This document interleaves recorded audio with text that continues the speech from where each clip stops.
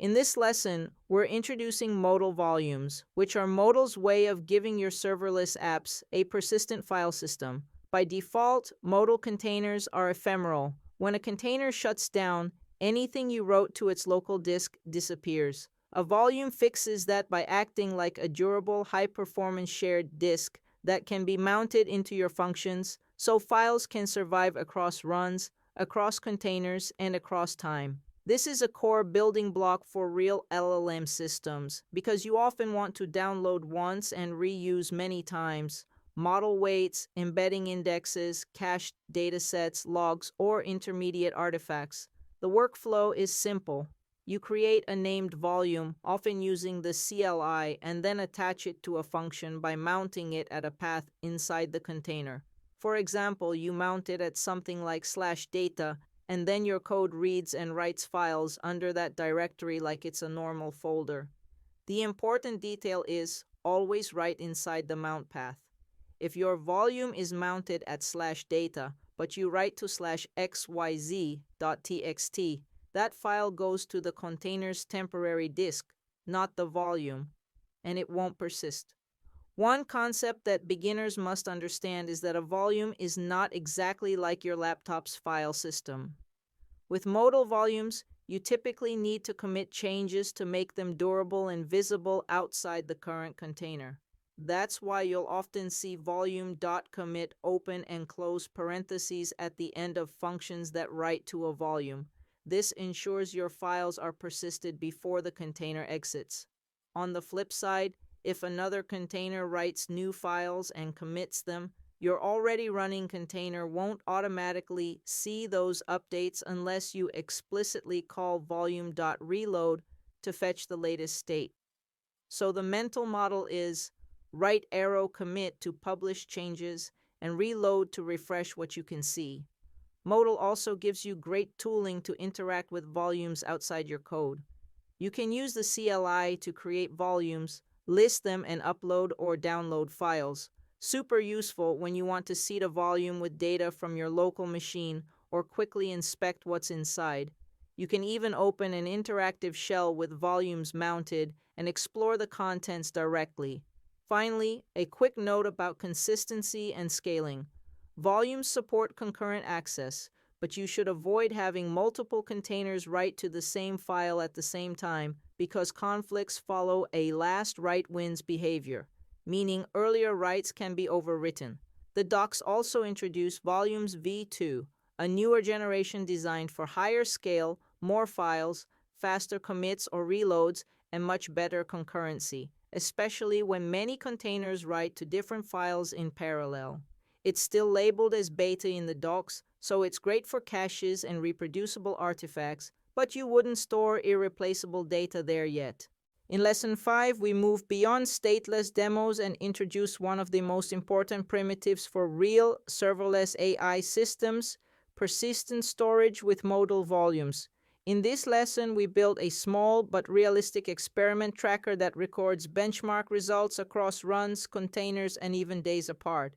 Instead of printing results to the console and losing them forever, we'll store each run as a JSON line inside a shared modal volume, giving us durable, reusable state without managing databases or external storage systems. You'll create a single Python script, lesson 5_volumes_tracker.py, that defines 3 cooperative functions, all sharing the same mounted volume. The first function, logrun, appends a benchmark record to a JSONL file and explicitly calls commit to make that write durable.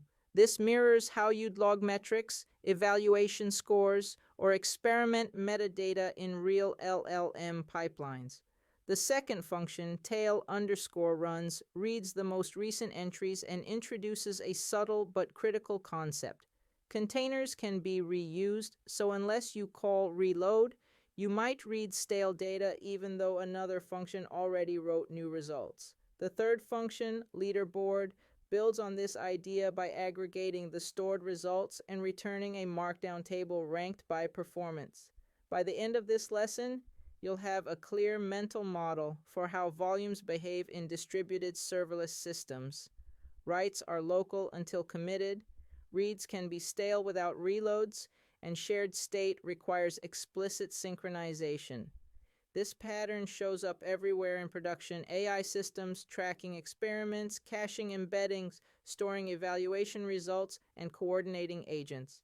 Lesson 5 gives you the missing persistence layer that turns serverless functions into stateful, long-running AI workflows. Before we dive in, we're going to skip step 0 and step 1 in this lesson. By now, you've already seen how to install Modal and authenticate using API tokens multiple times in the previous lessons. Nothing changes there, and repeating it again would just slow us down. So we'll assume your environment is already set up and authenticated, and we'll jump directly into the new concept for this lesson: modal volumes and persistent storage across containers.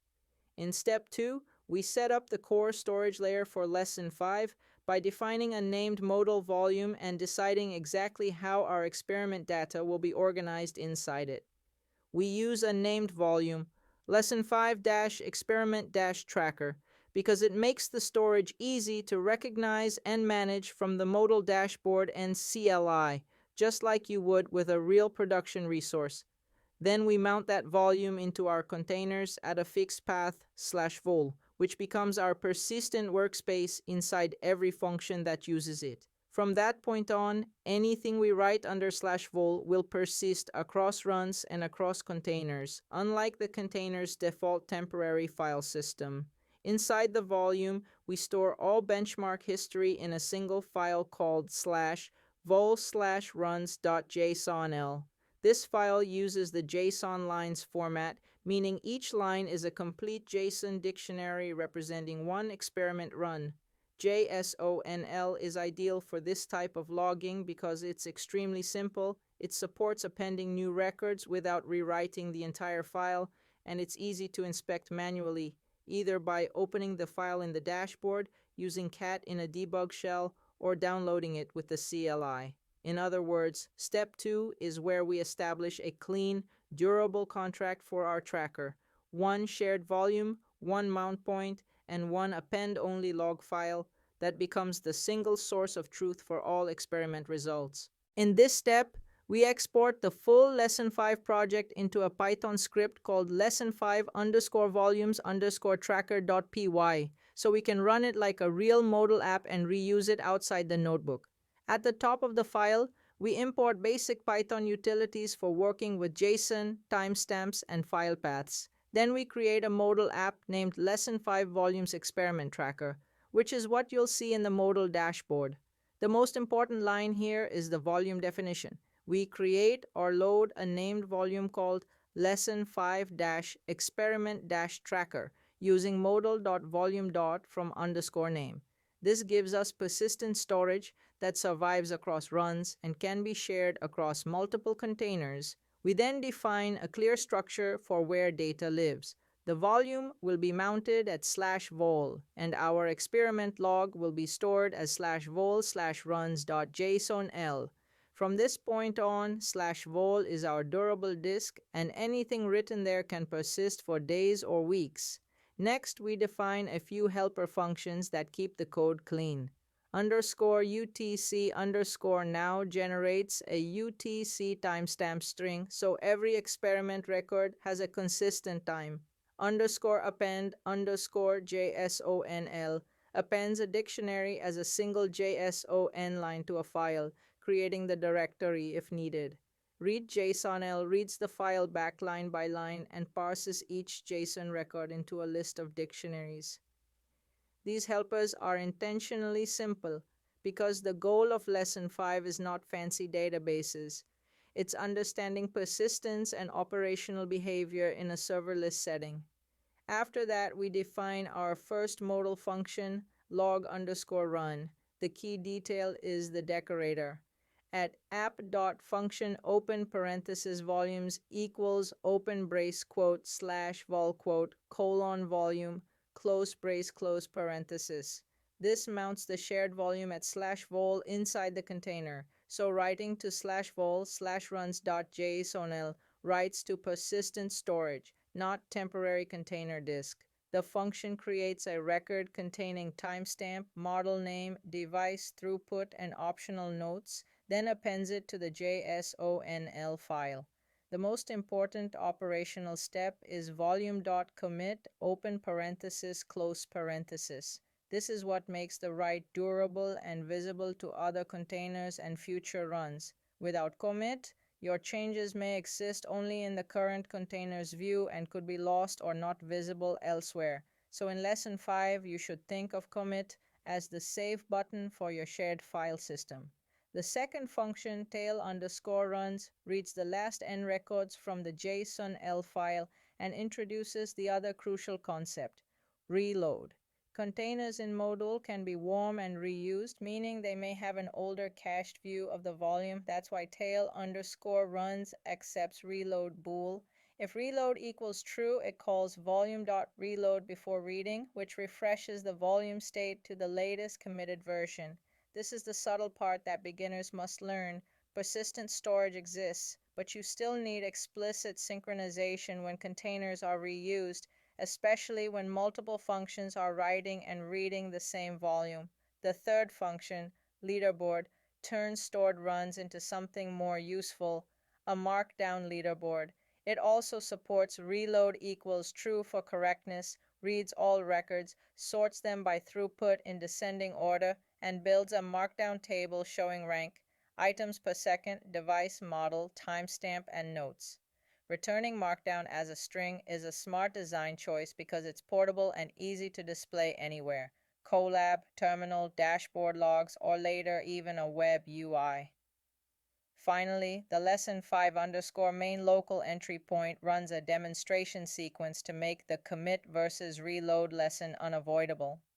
It logs a first run, reads the tail without reload, logs a second run, then repeatedly reads the tail again without reload to intentionally show that the result may be stale if Modal reuses a warm container. Then it reads again with reload equals true, which should reliably show the latest committed data and prints the leaderboard. The final print line tells students exactly where to inspect the data in the dashboard, Modal's volume view. This script is designed to teach the operational reality of persistence in distributed serverless systems. Commit publishes writes, reload refreshes reads, and containers may be reused, so you must be intentional about consistency. In step 3, we run the full lesson 5 demo by executing modal run lesson 5_volumes_tracker.py, which triggers the lesson 5_main entry point and walks through the entire persistence workflow end to end. On the first run, Modal will create the name volume lesson 5-experiment-tracker if it doesn't already exist, mount it into the container at /vol, and then start writing benchmark records into /vol/runs.jsonl. The script logs 2 runs by calling log_run, and each write is followed by a commit, which is what makes the new lines durable in the shared volume. Then the demo intentionally reads the file multiple times using tail_runs without calling reload, which can produce stale results if Modal reuses a warm container with an older cached view of the volume. Finally, the demo repeats the read with reload equals true to fetch the newest committed state and prints a markdown leaderboard sorted by throughput. The point of this step is to make the core lesson very concrete. Volumes persist across runs, but in a distributed serverless environment, you must understand the operational lifecycle. Commit to publish writes, reload to see the latest data. In step 4, we switch from code execution to inspection and debugging, using the Modal CLI to look directly at the volume and its contents. Running Modal Volume List shows all volumes in your Modal account, and Modal Volume LS Lesson 5-experiment-tracker lets you inspect the specific volume created in this lesson, confirming that it exists independently of any single run or container. To go even deeper, we open an interactive shell inside a container using Modal Shell Lesson 5_volumes_tracker.py::tail_runs.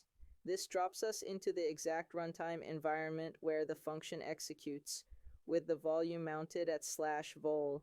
From there, commands like ls-la/vol and tail-n5/vol /runs.jsonl lets you manually verify what's stored on disk, inspect recent records, and debug issues such as missing writes or unexpected data. This step reinforces an important mental model. Modal volumes are real, persistent file systems, and when something looks wrong at the application level, you can always drop down to the file system to see the ground truth.